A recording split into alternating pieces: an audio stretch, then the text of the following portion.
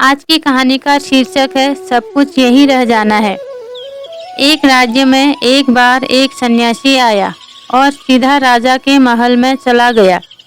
उस सन्यासी की वेशभूषा को देखकर राजा के किसी भी सिपाही ने उसे अंदर जाने से नहीं रोका। वो सन्यासी सीधा राजा के दरबार में चला गया।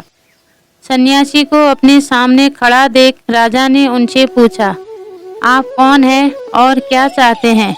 सन्यासी बोला, मैं एक आध्यात्मिक गुरु हूँ और प्रवचन देने के लिए दूसरे राज्य जा रहा था, लेकिन अब दिन ढलने को आया है, तो मैं आज रात आपके महल में ही रुकूंगा। रात बिताने के लिए बस मैं थोड़ी जगह चाहता हूँ। सन्यासी की बात सुनकर राजा बोला, ये एक राजा का महल है, कोई विश्राम स्थल नहीं जो आप यहाँ रात में रुकना चाहते हैं। आप बाहर जाइए, वहाँ रहने की आपको कोई न कोई जगह मिल जाएगी। सन्यासी ने राजा से फिर प्रश्न किया, महाराज, क्या मैं जान सकता हूँ कि आपसे पहले ये महल किसका था? राजा बोला, मेरे पिता का था, क्योंकि मुझसे पहले वही राजा थे। सन्यासी ने फिर प्रश्न किया, अच्छा, तो अब आपके पिताजी कहाँ हैं? राजा बोला, अब वो इस दुनिया में नहीं रहे, उन्हीं के बाद तो मैं राजा बना। अच्छा, आपके पिता से पहले ये महल किसका था? सन्यासी ने फिर से प्रश्न पूछा।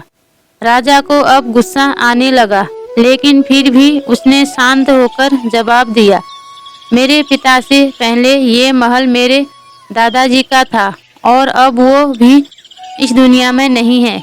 अब सन्यासी बोला, ये जगह जो ना कल तुम्हारी थी और ना ही तुम्हारे जाने के बाद ये किसी और की होगी। इस संसार में लोग कुछ ही समय रह पाते हैं और फिर चले जाते हैं। जहाँ हम अपना समय बिताते हैं वही हमारा विश्राम स्थल है। ना तुम इसे अपने साथ लेकर जा पाओगे, ना ही कोई और।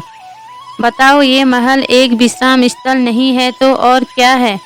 राजा उनकी बात समझ गया और हाथ जोड़कर माफी मांगने लगा। उसने सन्यासी को रुकने को जगह दे दी। दोस्तों, ये बात तो हम सभी जानते हैं कि इस संसार से हम कुछ भी लेकर नहीं ले जा सकते। खाली हाथ आए थे और खाली हाथ ही जाना है। जब तक इस संसार में आप हैं तो मैं या मेरा इस चक्कर में ना पड़े। जिंदगी में धन, लोभ, लालच के पीछे ना भागे। भागना है तो खुशियों के पीछे भागे। जिंदगी का मजा बहुत पैसों में या फिर बड़ी गाड़ी में नहीं है। जिंदगी का मजा है खुश रहने में। खुश रहो, क्योंकि दूसरे के पास चाहे बहुत पैसा है, लेकिन इस दुनिया से वो जाएगा खाली हाथ ही और उसके धन का भोग कोई और करेगा। और अगर पैसा होकर भी आपका जीवन दुखों से भरा है तो आपकी जिंदगी अपने आप में ही बेकार है। याद रखना और इस पर गहराई से सोचना। आलीशान जिंदगी से बेहतर है एक खुशहाल जिंदगी।